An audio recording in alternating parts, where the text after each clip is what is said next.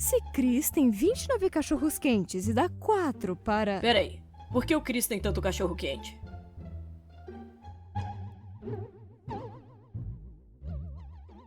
Aí, você cuida da sua vida, Suzy! Se você quer tanto alguma coisa, você tem que lutar por isso. Entra no jogo, Noelle.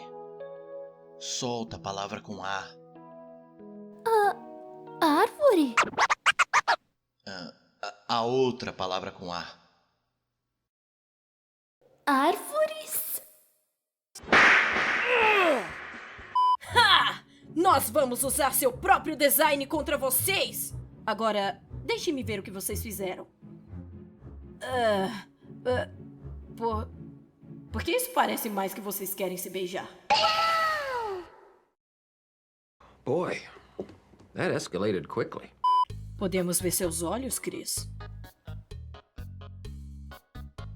Não. Relaxa, cara. A gente respeita a sua privacidade. Fica quieto! Suzy, não! Eu não Chris, quero! para! Agora eu te peguei! Suzy!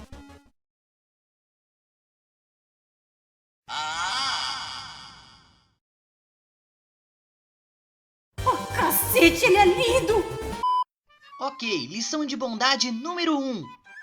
Você vê alguém derrubar a carteira. Vai, Chris, derruba a carteira. É mesmo. Agora, o que você faz? Com licença, cara. Parece que você derrubou sua carteira. Não me parece familiar. É o quê? Mas eu acabei de ver você derrubar ela. Eu tô tentando ser uma boa pessoa e devolvê-la. Devolver o que pra quem? Você é o Chris? Yep, E esse é o seu RG? yep.